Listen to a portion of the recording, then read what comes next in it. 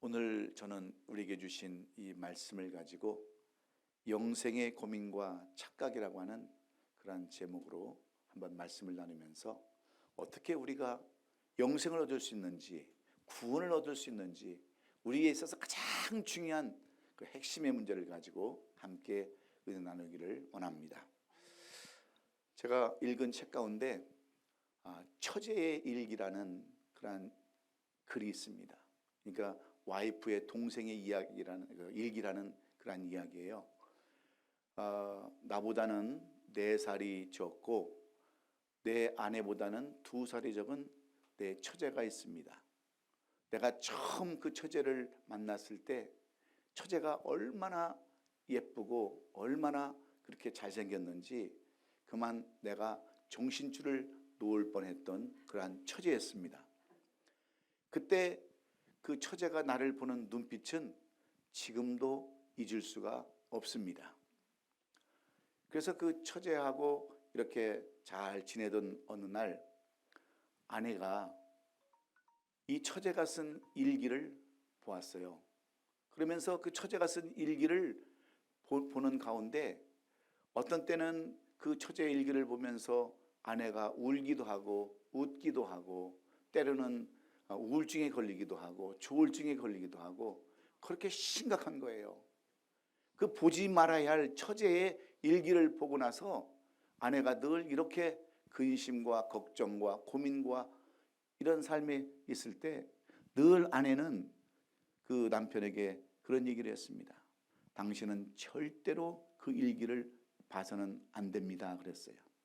그래서 근데 가면 갈수록 그 일기가 그렇게 궁금한 거예요. 도대체 무슨 이야기를 썼길래 아내는 그 일기를 보면서 일기장을 보면서 때로는 울기도 하고 웃기도 하고 우울증이 걸리기도 하고 조울증이 걸리기도 하고 심각한 표정으로 그렇게 살아갔을까 하다가 어느 날 보지 말아야 할 처제의 일기를 보았습니다. 그랬더니 거기에 뭐라고 써놨겠어요? 뭐라고 써놨겠어요? 대답이 없으면 말이 말 같지 않거나 질문이 질문 같지 않거나 둘 중 하나라고 했는데 뭐라고 써놨겠어요? 뭐 이렇게 심각하게 그걸 또 생각하세요? 거기에는 이렇게 써놨습니다. 언니가 미쳤지. 어떻게 저런 쓰레기를 주워왔을까? 그렇게 써놨더라는 거예요. 예? 그러니까 지금까지 착각 가운데 살아온 거예요. 착각 가운데. 그 처제가 자기를 좋아하는 줄 알고 착각하며 살았다고 하는 것이 처제의 일기에 써있는 이야기예요. 여러분 우리가 세상을 살아갈 때 얼마나 많은 착각 가운데 살아갑니까? 신앙도 마찬가지예요. 우리의 삶도 마찬가지입니다. 이 착각이라는 것은 잘못 생각하는 거예요. 영어로 하면 be mistaken이에요. 그런데 우리가 신앙생활을 하든지 삶을 살아가든지 모든 인간관계를 하든지 모든 삶 가운데서 우리는 많은 착각과 오해 가운데서 살아가는 것이 우리의 삶입니다. 여러분 꼭 어디 이런 것뿐만입니까? 우리가 잘 아는 서양의 연극 가운데 단지 15분뿐이라고 하는 그러한 연극이 있습니다. 연극 작품이 있어요. 주인공은 어려서부터 총명했습니다. 뛰어난 성적으로 박사과정을 수료하고 논문 심사에서도 극찬을 받았어요. 그래서 이제는 학위 날짜만 기다리면 되는 그러한 상황이었고 그의 앞날은 이름 그대로 장밋빛 인생이 펼쳐지는 듯 했습니다. 그런데 어느 날 이 정밀 검사를 받았는데 청천벽력 같은 그러한 진단이 나왔어요. 앞으로 이제는 15분밖에는 살지 못한다고 하는 이러한 진단이었습니다. 이 모든 상황이 그 사람에게는 믿기지가 않아서 망연자실할 수밖에 없었어요. 그렇게 한 5분이 지나갔습니다. 이제 남아있는 인생은 10분뿐이었는데 이때 그가 누워있던 병실에 한 통의 전화가 걸려오는 거예요. 그의 삼촌인 억만장자가 물려줄 그 상속자가 없어서 이 사람에게 그 억만장자의 유산을 물려주겠다는 거예요. 여러분, 이제 10분밖에 남지 않은 인생이 억만금이 무슨 필요가 있겠습니까? 그리고 나서 5분이 또 지나간 후에 또 한 통의 전화가 옵니다. 그토록 심혈을 기울여서 쓰고 연구했던 논문이 이제 통과가 되어서 박사학위를 받게 되었다고 하는 그러한 전화였어요.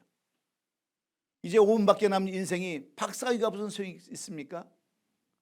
아무런 필요가 없는 거예요. 그리고 마지막 남은 5분에 또 하나의 전화가 옵니다.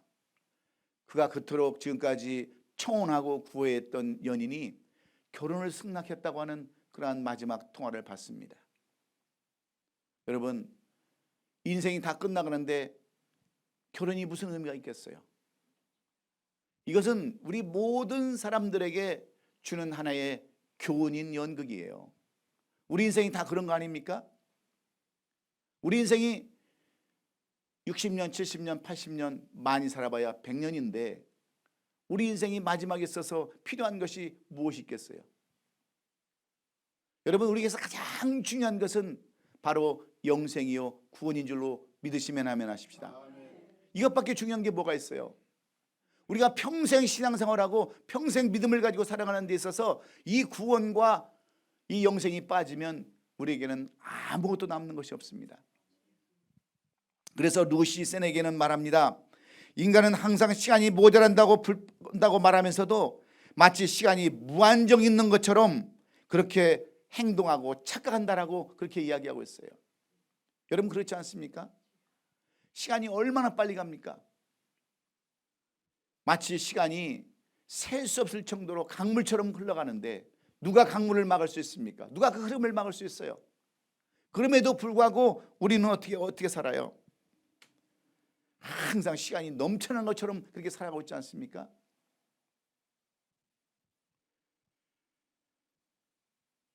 지금 이 순간에도 시간은 쉼없이 흘러가고 다시는 돌아오지 않습니다. 시간은 매사에 멈추는 법도 없고 또 더디게 흘러가는 법도 없는 것이 시간입니다. 그렇다고 해서 시간을 저축하거나 남에게 필 수 있는 것도 아니지 않습니까? 우리 인간, 그러므로 시간은 바로 우리의 생명이라 할 수 있는 귀하디 귀한 이 시간을 헛되이 버려서는 안 된다고 하는 것이 바로 오늘 우리에게 주시고자 하시는 이 말씀임을 우리가 깨달아야 합니다. 그래서 많은 사람들이 죽을 때 후회하는 것이 뭐예요? 많은 사람들이 죽을 때 후회하는 세 가지가 있다고 그래요. 첫째는 베풀지 못한 것에 대한 후회가 첫 번째고, 두 번째는 참지 못한 것에 대한 후회가 두 번째고, 세 번째는 좀 더 행복하게 살지 못한 것에 대한 후회가 있다고 그러는 거예요. 시간이 많으면 무슨 후회를 하겠습니까? 시간이 많지 않아서 이런 세 가지가 가장 독특한 세 가지의 특징이 있는데, 남은 시간 동안 후회 없는 삶을 위해서 많이 베풀고 좋은 인연 맺는 사람들과 서로 사랑하고 즐겁게 행복하게 살기 위해서 우리는 노력해야 될 줄로 믿습니다. 그것이 남은 시간을 보람있게 사는 비결이요, 일생을 후회 없이 사는 비결인 줄로 우리는 알아요. 그럼에도 불구하고 우리들은 때때로 얼마나 많은 그런 고민과 착각 가운데 우리가 살아갑니까?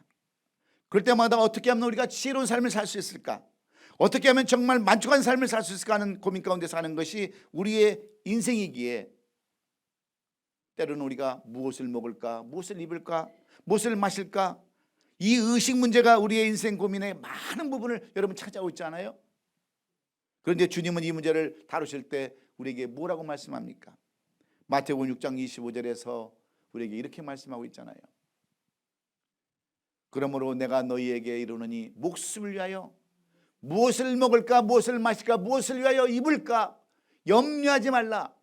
목숨이 음식보다 중하지 아니며 몸이 의복보다 중하지 아니하냐라고 주님은 말씀하잖아요. 이 말씀은 목숨, 즉 생명이 더 중요하다는 말씀이에요.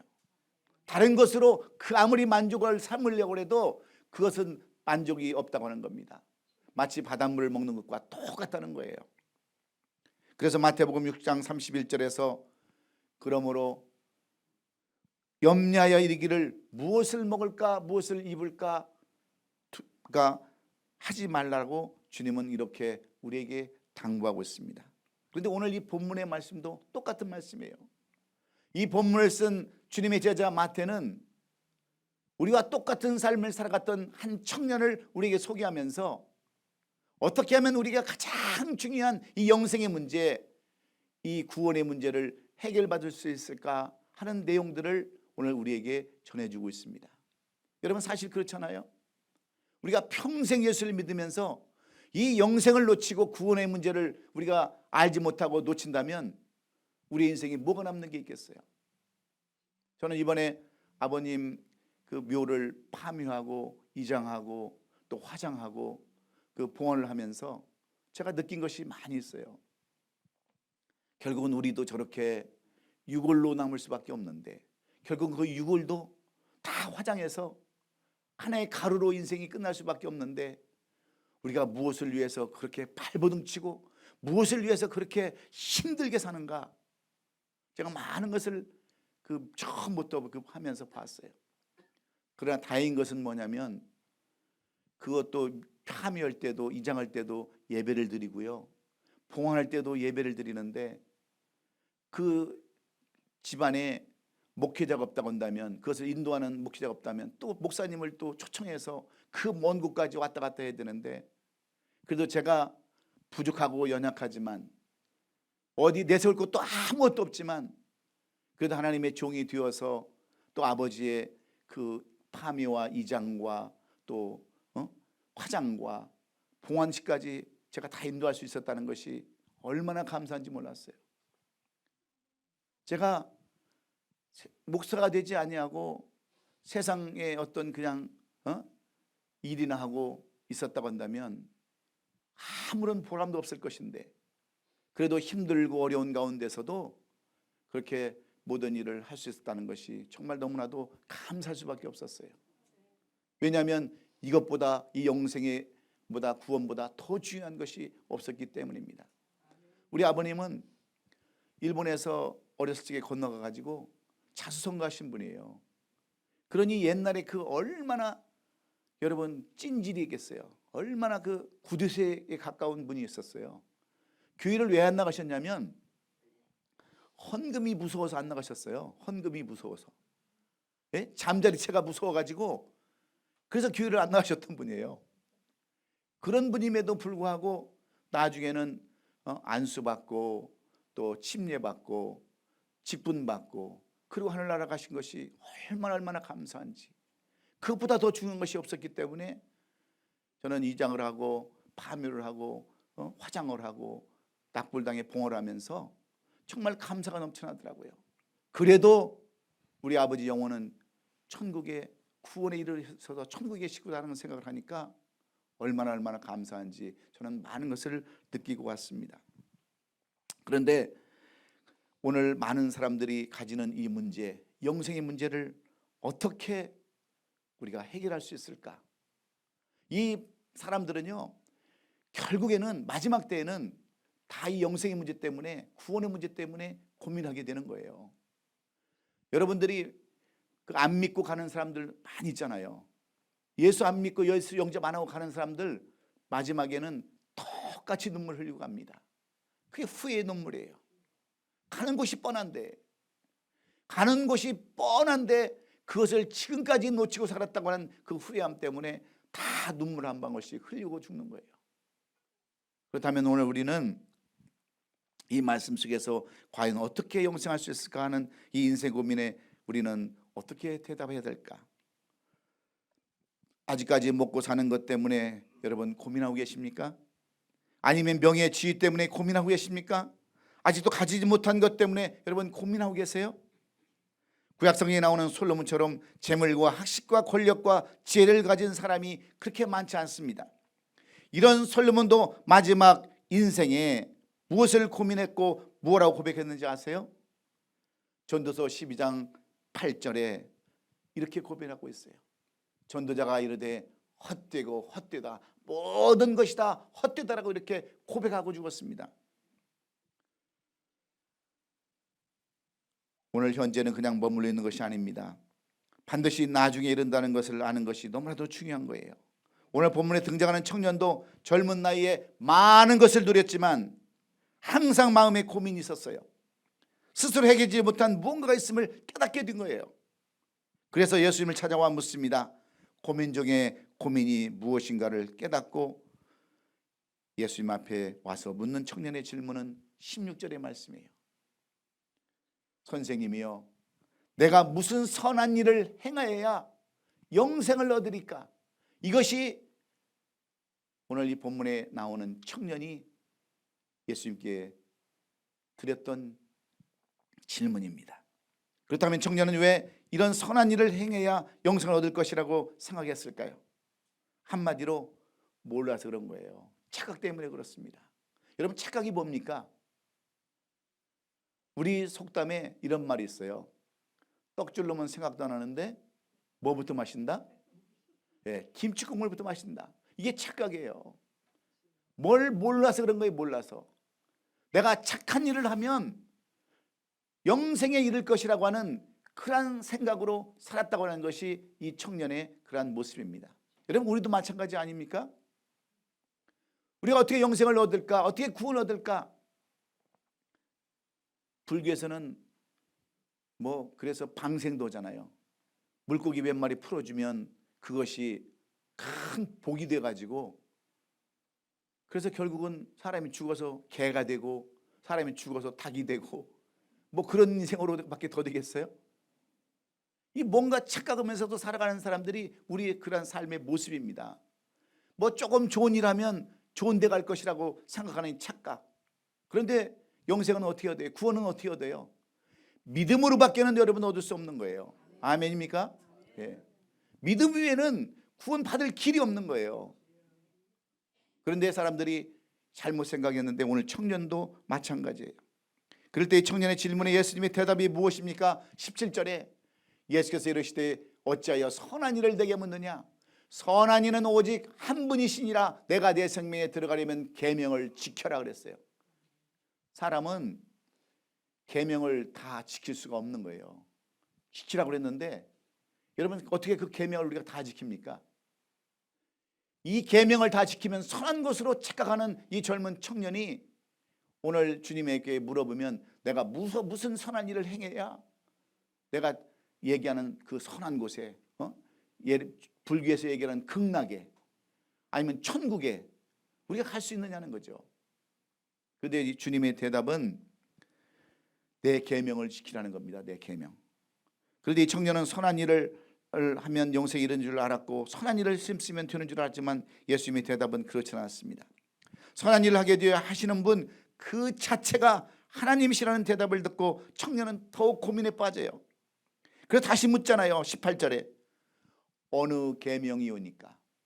예수께서 이르시되 살인하지 말라, 간음하지 말라, 도둑질하지 말라, 거짓 증언하지 말라, 내 부모를 공경하라, 내 이웃을 내 자신과 같이 사랑하라 하신 것이라. 이런 계명을 지키라 그러니까 이 청년이 그런 것은 내가 다 이미 행해온 것입니다 그랬어요. 여러분, 이것은 얼마든지 할 수 있어요. 그렇잖아요. 살인 안 했어요.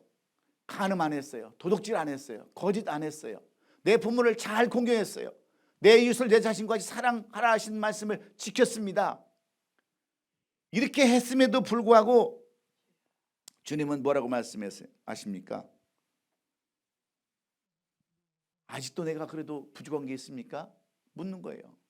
이 계명을 다 지켰는데도 불구하고 내게 뭐가 부족한 것이 있습니까? 라고 묻는 청년에 대해서 주님은 20절에서 뭐라고 말씀하세요? 21절에 예수께서 이르시되 내가 온전하고자 할진대 가서 내 소유를 팔아서 가난한 자에게 주라. 그리하면 하늘의 보화가 내게 있으리라. 그리고 와서 나를 따르라 그랬어요. 다 했는데 네가 한 가지 아는 것이 있다. 너 가진 재산 다 팔아서 가난한 사람에게 다 나눠주고 그때 나를 따라와라. 내 말을 들어라. 그러면 하늘에서 보화가 내게 있으리라. 그리고 나와서 나를 따르라. 네가 그렇게 가난한 것을 다 했다 할지라도 네가 가장 중요시하는 그 재물을 팔아서 모든 사람에게 나눠주면 네가 영생을 얻을 것이다. 하늘 보화를 내가 얻을 것이고 그리고 나를 따는 제자가 될 것이다 라고 이야기했을 때 여러분 결론이 뭐예요? 결론이 이 청년이 슬픈 기색을 띠고 돌아갔다 그랬어요. 돌아갔다. 이대로 했으면 좋았을 텐데 그러지 못했다고 하는 거예요. 여기에 마태가 우리에게 주시는 교훈이 있습니다. 우리가 다 모든 일을 계명을 지키고 이것 해라 저것 해라 했을 때 다 했지만 우리의 가장 중요한 것, 이 물질관 때문에 우리가 망한다고 하는 것을 분명하게 마태는 이야기하고 있습니다. 여러분, 사실 우리가 막 싸우고요, 갈등을 빚고 하는 것은 대부분 다 무슨 문제입니까? 물질 때문에 그런 거 아니에요? 왜 여러분 형제들끼리 재산 가지고 왜 싸웁니까? 유산 가지고 똑같이 나눠주는데 왜 싸워요? 더 가지려고, 더 많이 누리려고, 이 물질 때문에 싸우는 거 아니에요? 근데 이 청년도 마찬가지였어요. 다 했습니다. 그런데 네 소유를 팔아서 가난한 사람에게 나눠주고 나를 따라 했을 때 이 청년은 슬픈 얼굴을 띠고 슬픈 표정을 짓고 돌아갔다 그랬어요. 여러분, 이 말은 무슨 말이냐면 구원을 빼앗겼다, 영생을 놓쳤다는 말과 무엇이 여러분 다를 바가 있겠습니까? 여기서 우리가 무엇을 깨달아야 합니까? 오늘 본문 26절에 예수님께서 그들을 보시며 이르시되 사람으로는 할 수 없으니 없으나 하나님으로는 다 할 수 있으니라고 말씀하세요. 성경은 여러분 물질 자체를 여러분 죄라고 보지 않습니다. 돈 많은 것을 여러분 죄라고 보지 않아요. 다만 잘못 사용함으로 죄라고 말씀하시는 것이지 물질이 많은 걸 가지고 하나님은 그것을 절대 죄라고 얘기하잖아요. 하나님께서 창세기에 이미 모든 것을 창조하시고 사람으로 하여금 그것을 다스리게 하시고 정복하고 누리라고 이미 말씀하셨습니다. 분명한 것은 부를 어떻게 만들고 어떻게 사용하면서 무엇을 위하여 쓰는가에 따라서 축복과 저주로 나눈다고 하는 것이에요. 그렇다면 오늘 본문의 젊은이는 왜 구원의 주인이신 예수님 앞에 왔다가 구원을 얻지 못하고 근심하며 돌아갔을까요? 그가 착하고 있었던 것이 무엇이기에 그런 슬픈 인생으로 그의 인생이 나락으로 떨어지고 말았을까요?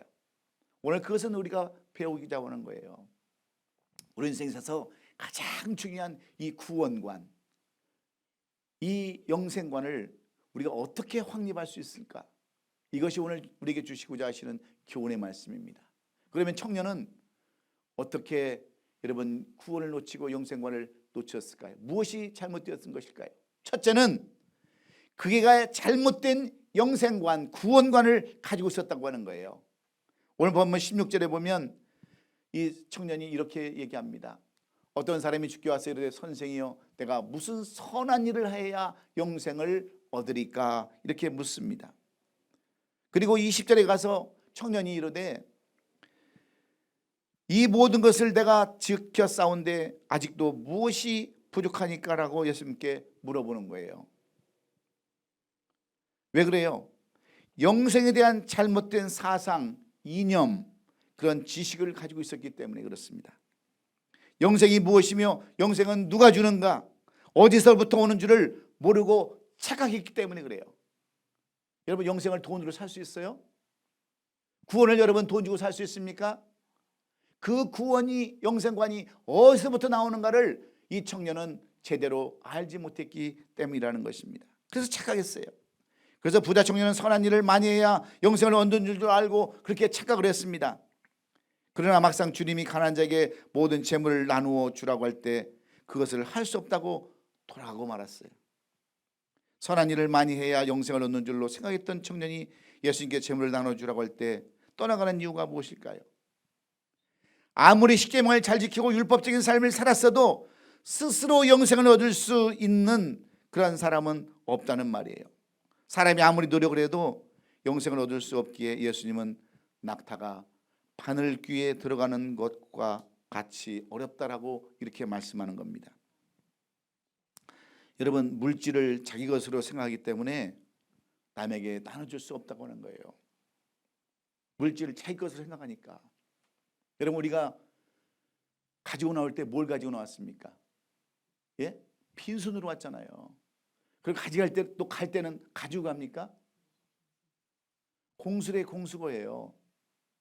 빈손으로 왔다가 빈손으로 간 것이 인생인데 모든 것을 자기 것으로 생각하고 착각하기 때문에 내 물질을 팔아서 다른 사람에게 나눠주라 했을 때 그것을 이행할 수 없었다고 하는 것이 오늘 이 청년이 우리에게 보여주는 그러한 교훈입니다. 그래서 어떤 물질관을 가지냐에 따라서 우리의 인생이 때로는 축복이 되기도 하고 우리의 인생이 저주가 되기도 한다고 하는 것이에요. 여러분, 우리는요, 이것은 내 것이 아니라 주의 것입니다라고 이렇게 성별한 태도를 가질 때 우리가 이 구원관도 확실히 가질 수 있다고 하는 것을 우리가 오늘도 깨달아야 합니다. 청년은 그런데 왜 구원의 기회를 놓쳤습니까? 물질을 바치면 다시 물질을 얻을 수 있는 것이라고 생각했기 때문입니다. 얻을 수 없을 것이라고 생각했기 때문에 그래요. 여러분, 삭개오 같은 사람은요, 많은 물질을 가지고 있었지만 예수님을 믿고 또한 재물도 가지고 살았습니다. 예수님이 삭개오의 집을 찾아왔을 때 여러분, 삭개오가 뭐라고 고백한 줄 아세요? 누가복음 19장 18절에 삭개오가요, 보시옵소서 내 소의 절반을 가난한 자들에게 나눠주겠사오며 만일 누구 것을 속여 빼앗은 일이 있으면 내가 네 갑절이나 하겠다라고 이렇게 고백을 했어요. 이런 고백을 한 삭개오는 구원도 받고요, 재물도 가지게 되었습니다. 그렇다면 여러분은 무엇으로 영생을 받기 원하십니까? 영생을 얻어야겠는데 무엇이 여러분 하여금 슬픈 기색으로 주님을 떠나게 합니까? 여러분의 남편이나 아내나 자식 때문에 슬픈 기색으로 발걸음을 옮기고 돌아오지 못하게 하는 이유가 있습니까? 마음속으로는 내가 교회 가야지, 예수님으로부터 구원을 받아야지 하면서 교회 나오지 못하는 이유가 여러분 어디에 있어요? 부자 청년처럼 구원관을 잘못 가지고 있기 때문에 그렇습니다. 그래서 하나님을 경외하지 않는 사람들이 많은 거예요. 구원 영생은 우리의 의나 선행으로 여러분 절대로 얻을 수 없습니다. 오직 한 분 하나님만이 하실 수 있어요. 오직 하나님만 한 분을 통해서 우리에게 주시는 선물이 바로 이 구원이라는 것을 우리가 알아야 되니까 이 구원관 영생관을 확실히 여러분 가지시고 남은 여생 지내시기를 주의 이름으로 축원합니다. 두 번째는 왜 이 청년이 어째서 슬픈 기색을 띠고 떠날 수밖에 없었습니까? 왜 구원을 받지 못하고 왜 영생을 받지 못하고 왜 떠났어요? 계명을 다 지키고 많은 것을 다 얻었는데 누가복음 18절에 보면 이 사람은 관원이라고 했어요. 지위도 있었고 명예도 있었고 다 가진 사람이 왜 결국은 슬픈 기색을 띠고 떠납니까? 두 번째는 교만한 마음을 가지고 있었기 때문에 그렇습니다. 오늘 20절에 보면 이 청년이 뭐라고 묻습니까? 아직도 무엇이 부족하니까 묻지 않습니까? 이 말은 내가 할 만큼 다 했는데 무엇이 부족하지 않은 말과 똑같은 거예요. 예수님과 사람들 앞에서 자기의 의를 자랑합니다. 쉽게 말하면 너희가 못 지키는 것은 나는 다 지켰다, 그런데 무엇을 더 하라고 하느냐, 이 말과 똑같은 거예요. 이것이 여러분 교만인 겁니다. 다른 사람들과 자신과 다르다고 하는 잘못된 착각이 바로 이런 거예요. 그렇습니다. 하나님이 제일 싫어하는 것이 뭔지 아십니까? 바로 교만한 거예요. 교만한 거. 잠언 16장 18절에 교만은 패망의 선봉이요 거만한 마음은 넘어짐의 앞잡이니라 이렇게 말씀하고 있지 않습니까? 뿐만 아니라 오늘 본문 21절에서도요 이렇게 말씀하고 있습니다. 오늘 본문 21절에서 내가 온전하고자 할진대 가서 내 소유를 팔아 가난한 자들에게 주라 그랬어요. 누가복음 18장 20절에서는 내게 오히려 한 가지 부족한 것이 있다 이렇게 말씀합니다. 여기서 온전함이라는 의미는 부족함이 없는 상태를 말하는데 부자 청년은 예수님의 말씀처럼 내가 부족함이 없으려면 내 소유를 팔아서 가난한 자에게 나눠주라 하는 이 말씀의 의미를 여러분 이해할 수가 없었던 거예요. 그러므로 오늘 우리가 분명히 알아야 할 것은 영생과 구원은 내 것으로 이루어지는 것이 절대로 아니라는 거예요. 믿습니까? 예. 도리어 나를 버리고 나를 나눌 때 이루어진다는 사실을 우리가 오늘도 알아야 합니다. 모든 것을 다 버리고 하나님 앞에 따를 때 온전한 구원, 부족함이 없는 구원의 영생을 얻게 된다고 하는 것을 여러분 잊지 마시길 바랍니다. 내 물질, 내 소유, 내 힘으로 하는 것이 아닙니다. 그래서 예수님이 청년에게 내 소유를 팔아서 가난한 자에게 주라고 하신 거예요. 이 말씀을 깨닫지 못한 청년은 오히려 예수님을 떠나게 되고 맙니다. 마치 예수님이 자기의 재물을 빼앗는 것처럼 착각하기 때문에 그렇습니다. 예수님이 자기의 재물을 빼앗는 것으로 착각하기 때문에 내놓을 수 없는 거예요. 여러분, 지금 뭐 많은 교회의 그 목사님들이 뭘 내라 그러면 그 물질 때문에 많은 사람들이 돌아서잖아요. 왜 우리 교회는 맨날 돈만 얘기하느냐고. 예? 저는 그래서 헌금 설교 한 번도 제대로 해본 적이 없어요. 11조 설교도 안 합니다. 이게 오히려 여러분에게 때로는 부담이 될 수밖에 없기 때문에 그래요. 그렇지만 제가 한 가지 늘 걱정되는 것은 그거예요. 너는 어찌하여 제대로 가르치지 않았느냐 하는 이 책말 들을까 봐 걱정돼서 제가 마음속에 항상 부담이 되지만, 여러분, 강요한다고 여러분 되는 거 있어요? 강요한다고 누가 됩니까? 은혜 받아야 되는 줄로 믿습니다. 은혜가 임해야 되는 거예요. 하나님의 그 감동이 임해야 여러분 헌금도 하는 거지, 11조도 하는 거지, 여러분 아무나 되냐고요. 그래서 욥기서 20장 29절에 사람들이 나를 낮추거든 너는 교만하노라 말하라. 하나님은 겸손한 자를 구원하시라고 우리에게 권면해 주고 있습니다. 또한 욥기서 33장 17절에서는 뭐라고 그래요? 이는 사람의 경실을 버리게 하려 하심이며 사람의 교만을 막으려 하심이라, 이렇게 말씀하고 있습니다. 여러분, 교만은요 우리를 패망의 길로 인도하기 때문에 그래요. 그래서 가장 중요한 것이 여러분 겸손이에요. 겸손. 예? 겸손은 중요한 게 없어요. 제가 이번에 한국에 나가서 이제 교제하는 목사님 가운데 아마 이제 이번 6월 달쯤에 우리 교회에 오실 거예요. 이분은 이제 75세 정도 되셔서 이제 은퇴도 하시고 그랬는데, 근간에 사모님이 치매로 돌아가셨어요. 근데 그 사모님이 하여튼 그 우리 이제 여자분들 아니면 사모님들 이렇게 세미나를 하시면서 그렇게 고백하신 분이래요. 나는 다시 태어나도 다시 결혼해도 우리 남편 목사님과 결혼할 거다. 얼마나 남편을 사랑했으면 그러겠어요. 예? 근데 그런 사모님이 치매로 얼마 전에 돌아가셨어요.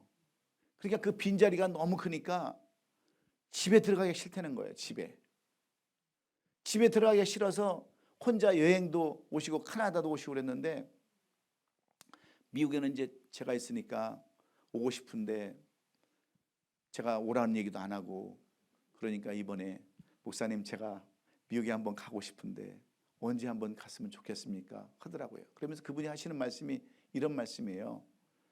제가 70평생을 살아보니까 너무 교만했다는 거예요.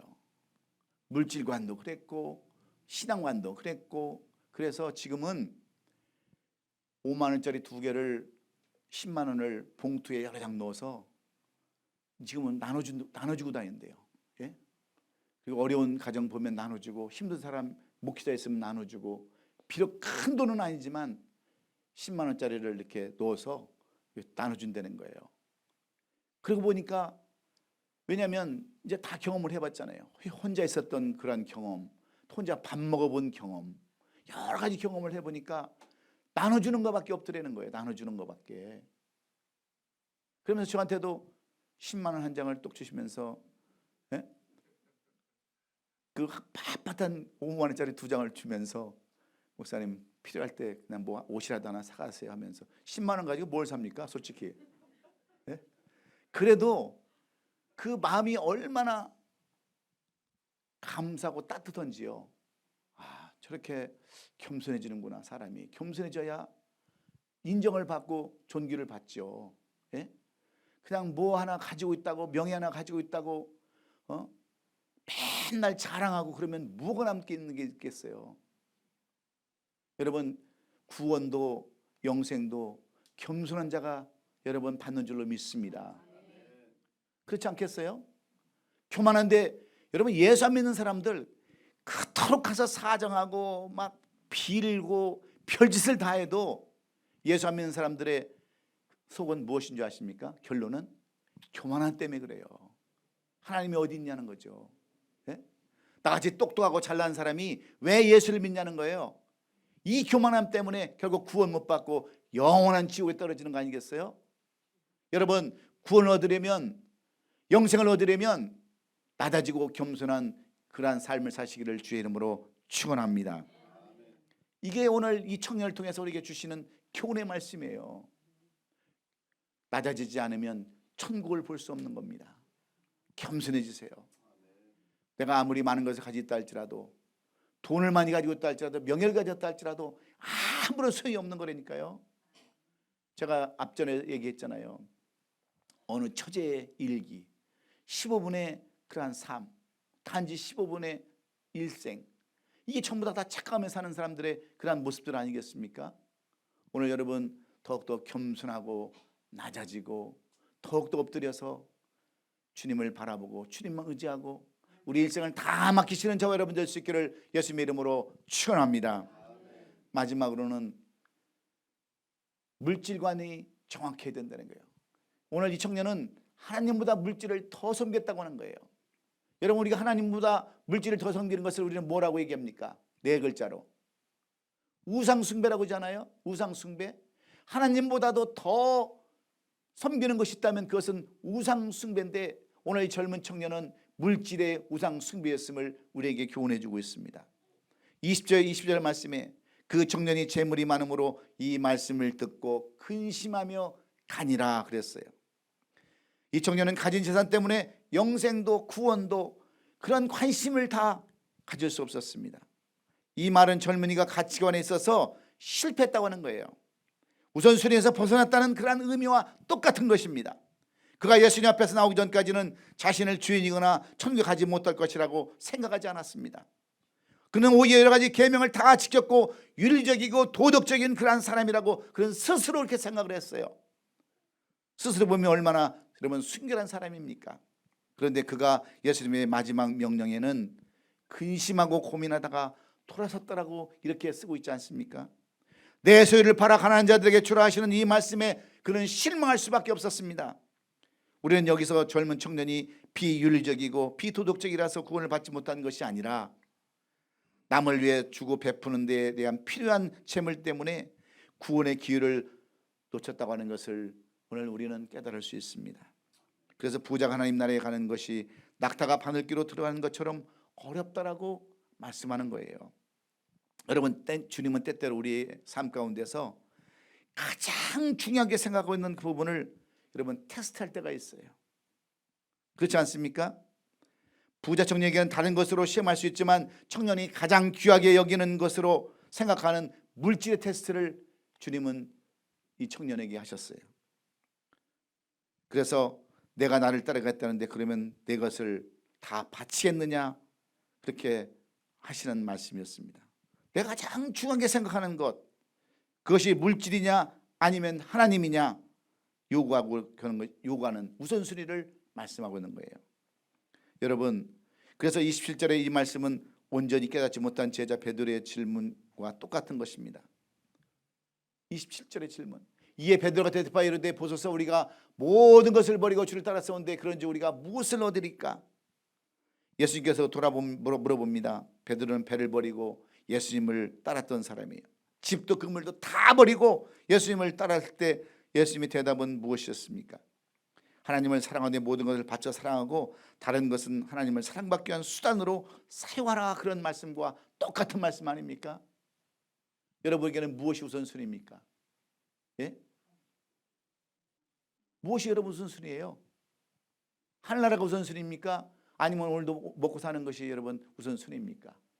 무엇을 여러분 우선순위로 삼고 있어요? 그것을 우리 한번 생각해보고 이 한 주간 우리 한번 살아봤으면 좋겠습니다. 예? 돈이 우선순위예요? 건강이 우선순위입니까? 저는 많은 목사님들을 요즘 이렇게 보는데요. 이곳에서 교회를 목회를 하시던 그 박재만이라는 목사님이 있어요. 순복음 나성 순복음 남가주 순복음 교회라고 우리 교회가 들어오기 전에 이 교회가 여기에 있더라고요. 근데 그 목사님 60세도 안 됐어요.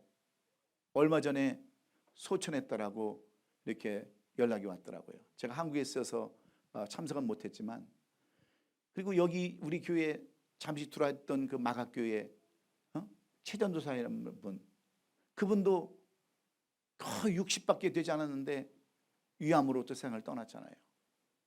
우리의 인생 앞을 누가 알 수 있습니까?